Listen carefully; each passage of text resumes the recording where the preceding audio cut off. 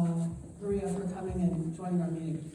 You're welcome to hang out and listen to what Kymberly's going to say. But in between, we have Officer Clark, who is our officer for our neighborhood here, just to say hello and answer any questions that you might have about OPD here in our neighborhood. Hello everyone, I'm Officer Clark, Kevin Clark, Oceanside PD. So I'm on our neighborhood policing team, I'm on our neighborhood policing team. So what we deal with are any chronic issues, any neighborhood problems, anything that's going on continuously, and we try and help solve that. So there's 4 sectors in our city, how we have it broken up into, and I am a Sector 1 officer. Sector 1 is everything west of the 5, from Camp Pendleton all the way down to Carlsbad. So I have all of downtown, all of Southdale. Big area. Yeah, so, and then Sector 2 is just east of the 5 till about El Camino Real. And then in El Camino Real to the southeast, all of Tri-City is Sector 3. And then everything north of Douglas on El Camino Real all the way to northeast of Valley, that's Sector 4. So a little bit about me. So I've been with Oceanside Police Department for just over 3 years now. I've done some time on patrol. I'm a drug recognition expert. I am a standardized field sobriety test instructor for our department. I'm a use of force instructor for our department. I love to teach. My background is in teaching. I used to be a special education teacher prior to policing, a youth pastor and a varsity football coach, and then felt called to come over to this. So, yeah, and then don't live locally anymore. I used to live locally. I used to live at Old Grove and Mission over in the Presidio Apartments, but moved, so now we're up in Riverside County. Have a wife and a 2-year-old daughter and a 5-month-old son. Congratulations. You're awake. Yeah. Does anyone have any questions for Officer Clark? Not, in depth, but. No, just a quick one. Do you still have the homeless outreach program going? So we still do have the homeless outreach team. They are getting relocated from down here downtown to down on Plaza over by the TJ Maxx. Yeah, so down there in Plaza, because there's a lot of homeless over there as well. So that's going to be a good location for them. But yes, we still do have the homeless outreach team.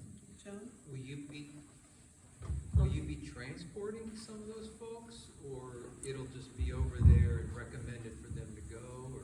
So our homeless outreach team, they do all of that stuff. They go around the city, they connect with those people, and then whatever them and their social worker determine is how people will get transported or placed Navigated to the right place, Yeah.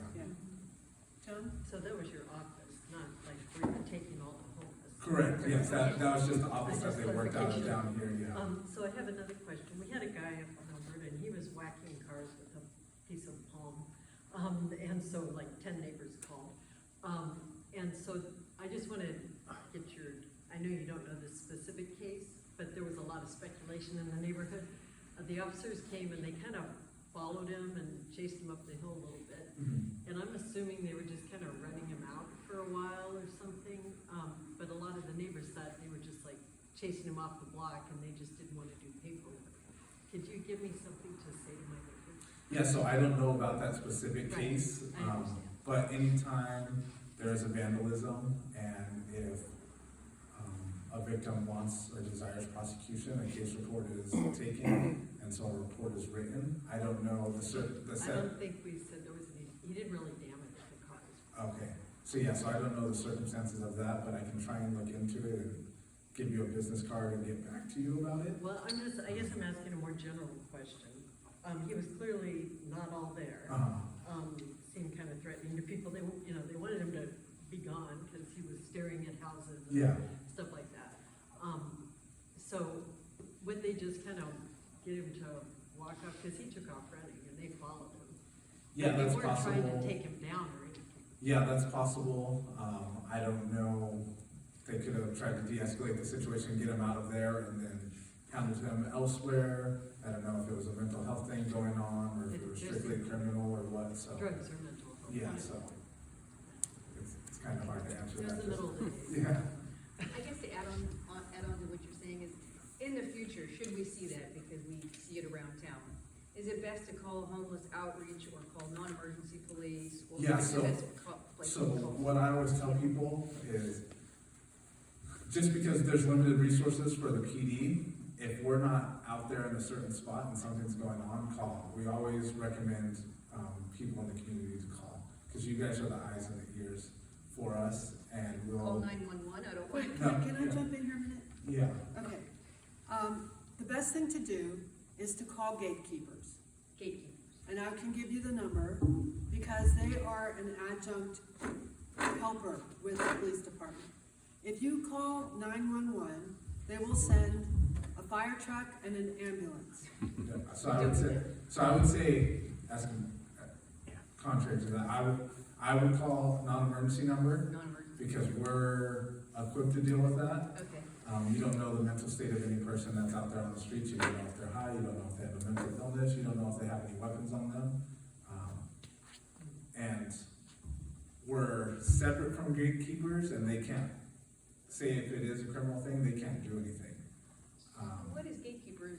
It's a security Well, team. I mean, I know that- what they are, but like, what are they, what are we using? I'm them gonna, for, really? it's a great question. Yeah, I wish you were here. You were here last week. yeah, too many questions, sorry. Okay. Yeah, so I would always call the non-emergency number if it's not an emergency. Yeah. If it is an emergency, call 911. The cool thing is though, if you're unsure, call 911, because, it goes to the same building.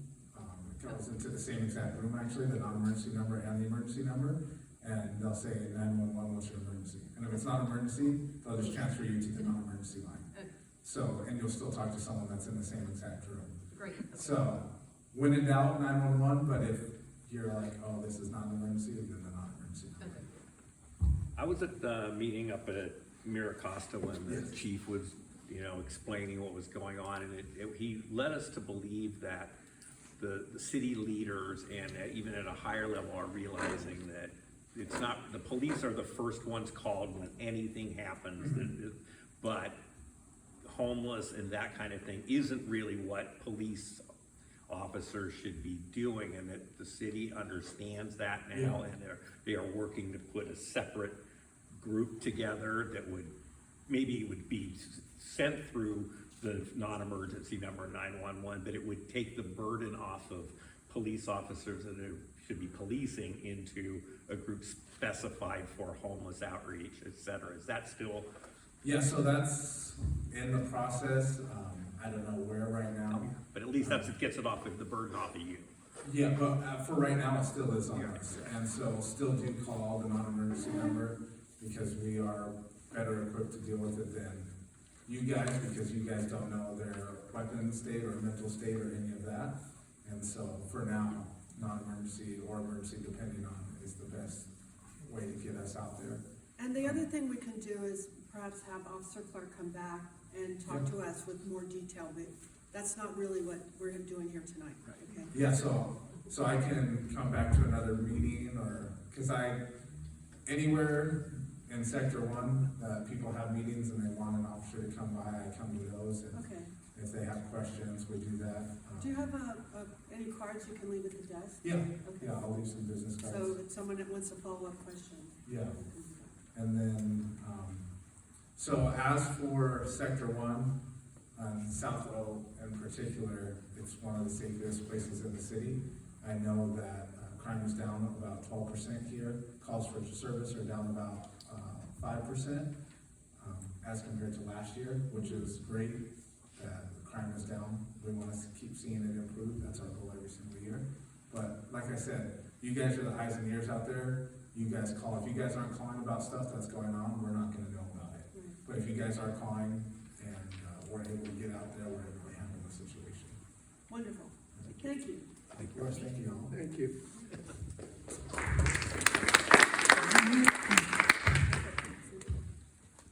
Yeah. Thank you again. I think it's a pleasure to have our local officer come, and we get to know him and he gets to know us, and we'll invite him back for subsequent meetings. We're gonna have two more, we'll have an April meeting and then a May meeting, and then we're off June, July, August because people are traveling and whatnot. And then we'll come back September, October, November, and then we usually just have a potluck in December, and we put out a notice for everybody who wants to come. So, just a little clarity, for people that don't know about some of the available links to help services, we have a couple of things. Gatekeepers is hired by the city, run through Main Street Oceanside, to work with San Diego Rescue Mission in navigating homeless people from the street to services. And I can give that number, actually I'll put it in next month's newsletter as well. The other thing that is a great opportunity for us as neighbors to use that is effective is using public stuff or download the My Oceanside app. Because you can fill out a request, it goes into a system that then has like a receipt, somebody receives it, somebody acts upon it, and somebody closes it, and you get to know all of that time what's going on. And it can be from mattresses in the street to, if it's an urgent situation like Joan was talking about, you might want to call the 911 or gatekeepers directly, and they'll come out, they'll send somebody. But the goal is to get the contact with people that may not know where they are, what they're doing, get the services through the rescue mission or the hot team, and then help navigate them if you can. Of course, it's not required that any homeless person do anything. So right now, all we're trying to do is record these things so that when people look at the data, they can see that it's hitting in certain areas, and they can send more patrols around, etc., so that there's more eyes, police eyes on the street. Now, without further ado, before we go there, excuse me, Kimberly, thank you for your patience. We have an upcoming native plant tour, and this is run by the Audubon Society and a former president, Joan Blockman. What's the date again? Sunday. This Sunday, this coming Sunday. And it's at 1 o'clock? 2 o'clock the tour starts, but yet do not be late. Okay, so it's a really nice tour, I've been on it. And OCNA usually is there selling cookies and brownies and stuff. It's like a minor fundraiser. So it's a wonderful way to see our neighborhood, see how people are using native plants in our area that are drought tolerant, and also encourage birds and bees and other pollinators. It's really a valuable tour to go on. And it takes about an hour and a half maybe, depending on your lead, the botanist that tells you all about all the flora and fauna. One of the things that you may not pick up because we're local, we think we know everything that's going on, right? I do. Is this here, is Oceanside. This is put out by the Visitor Center, and it's really well done. Has sections, and it has stuff in here that I'm very active, and I didn't even know about it. So I brought an example. They're around. They're definitely at City Hall. If you're at the library, go pick one up, and just keep it around for your friends, your family that might be visiting this summer. And there's a lot of fun things to do, not just downtown, but also in other parts of our city, like going out to Bohemian Park, or even the what do they call them, where they do like pumpkins and strawberry fields out in South Mora Hills. There's a lot going on, so try to find one and enjoy our city, not just the downtown, but all around. Now, without further ado, I would like to introduce Kymberly, the project manager for the Pier base, the concrete part, not the wood part, and the Amphitheatre and Rec Center is going to update us on the things of what they're going to do and maybe when it's going to happen, because all of it needs money, right? And with that, I'll give it to Kim. Oh, you're welcome. Thank you. Good evening. Hi, for those of you that don't know me, my name is Kymberly Corbin. For the most part, I don't know anyone in this room except for Joan Bachman. I am now the senior civil engineer. I've taken over for Dara and a lot of her projects. So just a little bit about me before I get started. So I've been with the city about 4 years. I was an associate engineer prior. Primarily did park projects. I am the project manager also on El Corazon Park Site 1. So very exciting. Prior to that, I worked for 2 different construction firms on multi-billion-dollar projects. So a large highway infrastructure project in Las Vegas, and then I was on the cold and dark team and the demolition team for San Onofre. So that's just a little bit about me, but I think you're actually here to hear about Pier View Bridge, lifeguard headquarters, and beachfront phase 2. So I wasn't sure how much you guys knew about everything, so I kind of just started high level, and then we're going to just dive in deep. So just to go over kind of the scope of the project. Oops, that went too far. There we go. So beachfront improvements phase 2 project is in yellow, so that includes your Junior Seau Beach Community Center, the plaza, the amphitheater, the band shell, and then there's a long-term planning effort that's going on with Betty's Lot. Your Pier View Way Bridge and Lifeguard Headquarters project areas are in blue, so that includes your existing lifeguard headquarters, your Pier Plaza, the Tin Fish Restaurant, and your Pier View Way Bridge. So both projects are split into 4 phases. First phase was the schematic design development. We also call it the 15% design. That was primarily public outreach and feasibility study.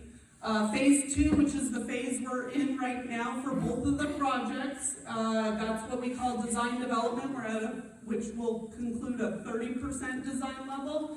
That's refine of the final concept, environmental clearance, and entitlement, along with coastal commission approval. Phase 3 is construction document development, which we call the 60%, 90%, and 100% design, and then phase 4 construction. So where are we exactly at? So beachfront phase 2, we completed the 100% schematic design, which we're calling 15%, and we completed the 100% design development at the end of last year. So we're at a 30% level with beachfront phase 2 project. For the Pier View Bridge and Lifeguard Headquarters, we completed the 100% schematic design, so the 15% design at the end of last year. And we kicked off the 100% design development, what we call 30% design, at the start of this year. So we're working towards that. The other thing that we're working on, I lost microphone for a little bit.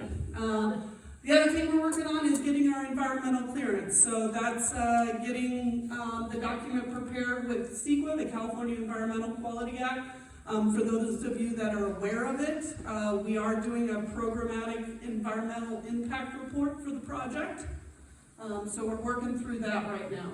So schedule and next steps. So the Pier View Bridge and Lifeguard Headquarters 100% design development, so that 30% stage will be complete summer of this year. So we're working hard to get that.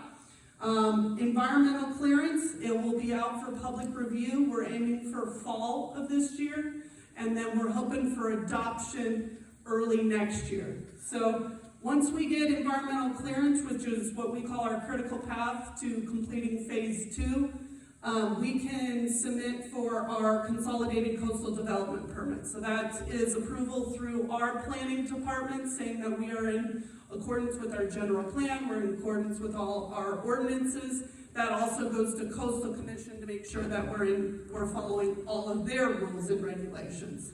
So we're hoping to submit that come early 2026, and I'm going to cross my fingers that everything goes smooth and we could get approval end of 2026, early 2027. So then that leads us into phase 3. Phase 3, like I said, was construction document development. We are hoping to see design of the Pier View Way Bridge by end of 2027. However, right now, we are currently not funded, and we currently have not scoped out the contractor or the consultant to do phase 3. So we're requesting additional funds in this next fiscal year so we can do that. So hopefully here and towards the end of this year, we can start putting a contract together with them to start phase 3. For those of you that are not aware of this, Pier View Way Bridge and Lifeguard Headquarters will have to go before beachfront phase 2. And the reason for that, and I'll kind of show you as I go through the fancy pictures, is primarily because the power, all the power for all the new buildings and everything will come out of the Pier Viewway Bridge project. So essentially, in order for us to allow for those other projects to work, we have to finish the Pier Viewway Bridge project. So if all goes well, we would start construction with Pier Viewway Bridge in late '27, and then finish that late '28, early '29. And then beachfront phase 2 would be after that in another 2 years. So that's given all fundings available. Just so you guys are aware, I have a feeling it'll be a question anyway, so I'll let you guys know. Right now, we're looking at about $15 million for the Junior Sales Beach Community Center. We're looking at about $48 million for construction for the Pier Viewway Bridge and Lifeguard headquarters, and we're looking at about $40 million for the beachfront, or the bandshell and amphitheater. As I mentioned, Betty's Lot is a long-term planning, so we have a 15% concept design. That's where that's stopping at for right now. And that we're looking at, I believe we're at $25 million for that project. So again, a lot of large costs coming in to try to build these. So we're already working on federal requests. We're looking for grants. We're going to need help in order to build these projects. So next I want to go through a bunch of pictures, kind of to show what everything's going to look like. So these renderings were just updated in January. So these show the 30% for the beachfront phase 2 project, and it shows the 15% for the Pier Viewway Bridge and Lifeguard headquarters. One thing to note, this was an architectural rendering, which means they're pretty pictures by an architect. We have not dove into details about landscaping. We haven't dove in deep into anything. So yes, it looks somewhat like that, but just know that they're pretty pictures at the end of the day, and we haven't gotten that far. So this is kind of the overview, so you can see, I guess, I'll just go through. So there's a couple bird's eye shots. Another one, the bandshell amphitheater. So just so you guys are aware, this is the seating allows for an extra 100 seats. Along with, and within that 100 seats is 22 wheelchair seats. So that's one of the big reasons that we are updating this amphitheater, is to make it ADA compliant. So you'll see, and I'll go back to the bird's eye, you'll see a couple ramps, and I don't have a laser, but you'll see a ramp on the north side of the Pier Viewway Bridge, and then you'll see another ramp on the east side, sorry, not the east side, the south side of the amphitheater. And that is to bring everything into ADA compliance. Coastal Commission has seen these renderings. They have already previously given us general support of the project. They definitely have some concerns that we're working on addressing, one of those being coastal resiliency. So we're making sure that this project can last for years to come, or at least we have a plan of what happens when there is sea level rise. So we're still working through that. That's part of this phase 2 development. But those questions will have to be answered in order for Coastal Commission to give their approvals. So just again, a couple different views of the bandshell amphitheater. One of the things you'll notice is there's kind of entryways on either side of the amphitheater. That is for restrooms. So it allows for, if there is events, that there is restrooms specifically able to handle that amount of attendance. We've looked at what happens during all the major events within Oceanside, including Ironman. How does it work with it? So that's something that we've already looked at and made sure that it works with, if we have concerts, if we have Ironman. So All of those are to be evaluated as part of that environmental clearance, so that's why we've done a couple of studies involving those. And some of the information regarding traffic are starting to be worked on as part of that environmental clearance. Again, another view. This is from Pacific Street, so you can see what it looks like. I guess since you guys were all probably a part of the outreach, so Proposition A does not allow any buildings to go higher than Pacific Street, so we are compliant with that. Everything, you'll be able to sit on Pacific Street and see over all buildings, so nothing goes higher than that. Again, another picture. So the Junior Sail Beach Community Center and Plaza. Most of what's happening to the Junior Sail Beach Community Center is a renovation. There's no structural improvements. Most of it is cosmetic. From what I understand from the public outreach, everyone wanted to see that building primarily stay the same. So that's what we've done, but it's an outdated building, and we have to comply with building codes. So there's a couple things that are definitely having to be upgraded for those reasons, and that's all been included. One of the other things you see those two cars circling. And mind you, I already gave my architect a hard time about that being a palm tree, but we're looking at essentially a roundabout kind of drop-off area right there, so that way when we have concerts, you can look at that as a potential drop-off location. The main reason is for ADA accessibility as well, getting them down there so they're not taking their way down the ramp and trying to get back up the ramp. It becomes a nice drop-off area for that as well.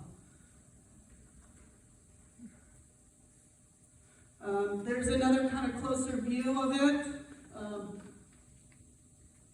So just so you guys are aware, some of the kiosks that are currently down there, we still haven't finalized about what kiosks are staying there, what's happening with them. But essentially, if you see those 4 little nooks up there, that is a spot that kiosks can go and sell their merchandise or sell whatever they need to. The bike, of course, might have to move. We're still working through those issues right now, trying to understand what that all looks like. Again, another view of it. So Pier Bridge and Lifeguard Headquarters. So this is kind of what you'll see from a bird's eye view. So that east building for the Lifeguard Headquarters is tucked into the bluff. So we had essentially, for the Pier Viewway Bridge, we are rebuilding the current structure to look almost exactly what it looks like now. So it's a locally historic significant bridge, so it's significant to Oceanside. So we wanted to retain that architecture, retain that structure. So we also looked at, so that's why we looked at kind of embedding it into the bridge so that it's not a stand-up point and ruins the look of what you see right now. So that's kind of down on the ground level. And then looking the other way towards the ramp. As you can see, the Western Lifeguard Headquarters, that existing one, it'll stay within its current footprint, so you won't really see a difference when you look that way. So this is kind of a side profile, so it's just to show that's what kind of they look like. Unfortunately, it's much clearer on my computer. I can always send this presentation out to OCNA so they can see it better. But just to go over kind of the floor plans. So the west existing Lifeguard Headquarters, so I've explained this as a glorified tower. Or I like to also call it my bougie tower. It's essentially no different than what a tower on the beach would supply, but it also has bathrooms. It has a place where you could do formal first aid, stingray treatment, things like that. So that's why I call it the glorified bougie lifeguard tower. So the other thing it does is offer observation areas. So Underneath the pier is currently where our largest rip currents are with the city, or in that area. So that was important for our lifeguards to still have that view underneath the pier, because that's a lot of where we see incidents that happen. And so if you notice, all of their chairs are all facing the ocean. I mean, mind you, it is pretty, but their primary purpose is for rip currents and making sure that nobody's going into those. And then this is what the east building looks like. So the orange space is what we call shared space. So it's what the leasing Tinfish, and I don't know the logistics, whether Tinfish will stay or anything like that. Of course, we will ask them if they want to move into this new area. But that's where the visitor lease space will be. As you can see in the bottom corner, there's the trash utility. That's what I'm saying by all the new utilities that serves all of the Strand right in that area will be powered in that area. So that's why the Pier Viewway Bridge will have to go first. The second story is primarily for the Swiftwater Rescue Team. So they operate on a 24/7 basis for emergency services, specifically if there's any kind of major water rescues. So right now they currently are housed in a hotel. We're looking at giving them a permanent location at this spot. So that's why you'll see bedrooms, showers, things like that. And then this is just offices, admin area. This is the 3rd floor. And then the 4th floor, which is the street level, all you'll see there is an observation deck. So one of the challenges that we are facing right now is with our elevator shaft that goes through the building. We do have to make the building ADA compliant as well, so we have to have an elevator within the building. So one of the things that we're looking at is potentially up on the public view is we will have a bench where it will house all the motors for an elevator shaft. So we're working on designing that into that top layer. So you'll likely see a bench up here. It's specifically doing something for us, but otherwise it also gives a nice seating area for you guys to look out to the ocean. But that's kind of why that observation deck is there and why it's important, because we're going to hide the elevator shaft in that area. And that's kind of all my pretty pictures. Any questions? Ooh. Best case scenario, when's a wrecking ball gonna knock down the old one? Late 2027, early 2028. That's best case scenario. I'm super optimistic about it too. Do you find it interesting that the way ADA works, especially like in firehouses and things like that, that they have to have an elevator that goes where the firefighters are when it's really not public access, and ADA bathrooms where the firefighters sleep? I think, in my opinion, I think it's a little silly and overreach, but it's what we have to deal with. And I'm guessing that's part of this. Yep. So I have now done the design of Fire Station 8, same thing. Yeah. We do have to have elevator shafts in those.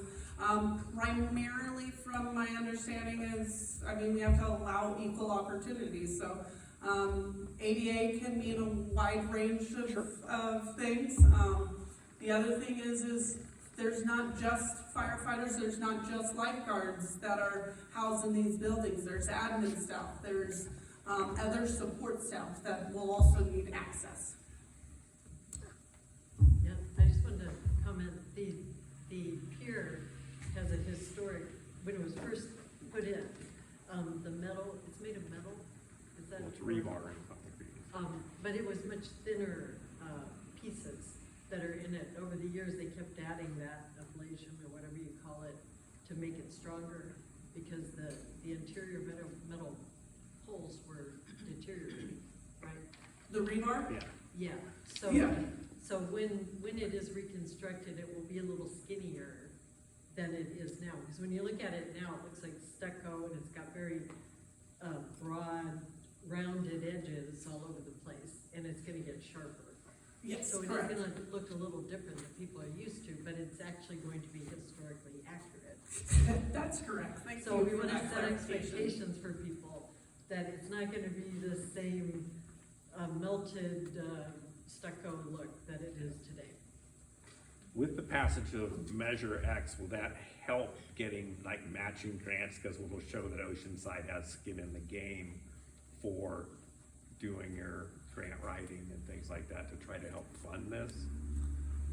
Any city funds, any funds through Measure X would always help, because every grant that's out there always requires a city match. Right. Depending on the grant, depends on the match.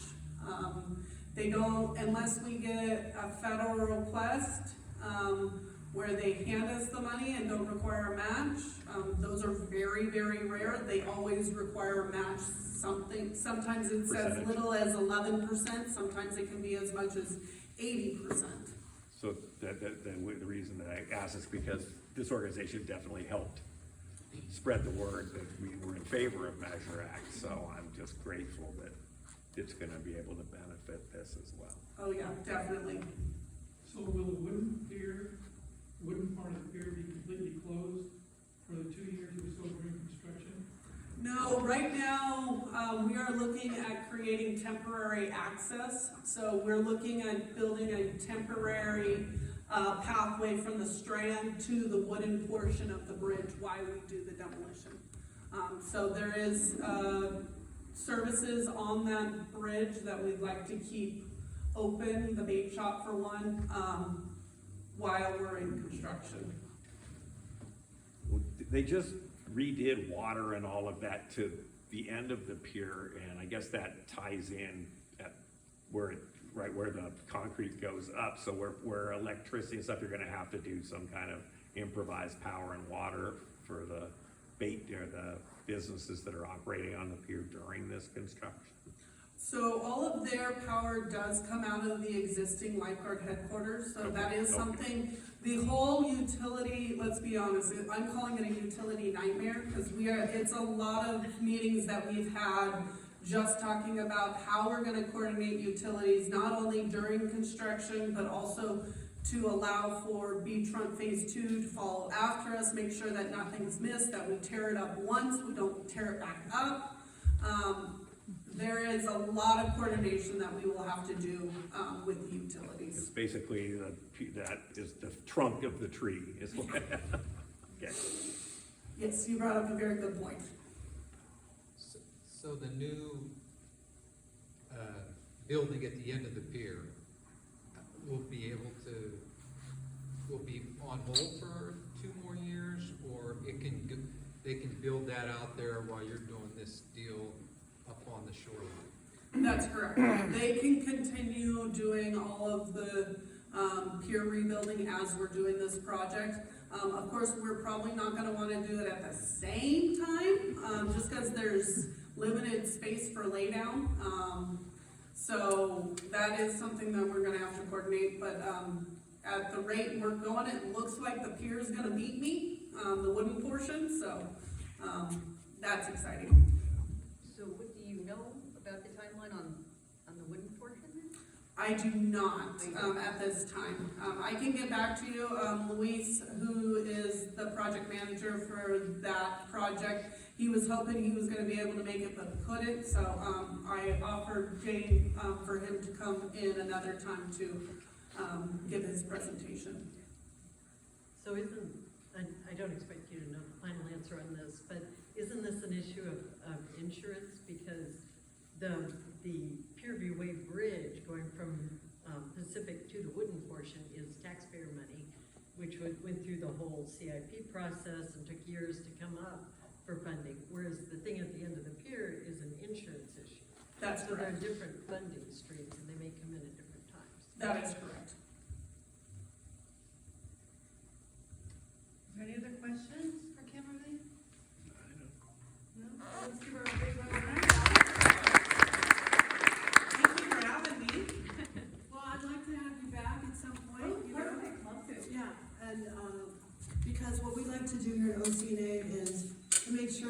the neighbors have the first, version of the information, not hearsay from different neighborhoods or social media accounts, that we hear directly from the city on what's going on and why and how. And I think it's a great relationship that we have with the city to help them, and they help us with our issues here in the neighborhood, but also that we're able to, like with our vote, to support something that will ultimately help our neighborhood and our well-being and our quality of life here in downtown neighborhood. We're a unique organization. There isn't any other in downtown that advocates for neighborhood issues, whether it's safety, homelessness, traffic calming, any kind of quality of life issue. There is no other. And so this group from Oceanside Boulevard to Mission Avenue, the freeway to Pacific Street, we're a very lucky group to have what we do, not only just the neighbors who are interested and work hard in all different capacities, whether it's on the board or delivering newsletters, or when we do a call to action, going and speaking in front of council. But in addition to that, just making this a more viable, friendly community for everyone. So I do want to remind you that next month, our meeting will be in April the 29th, right? Yeah, here at St. Mary's. So bring a friend, bring a neighbor, and let's increase this. Any other questions tonight from anyone? Okay, well, thank you all. Thank you, Victor, Maria, and Kymberly for coming, and Officer Clark. We appreciate all of you. We'll see you next month.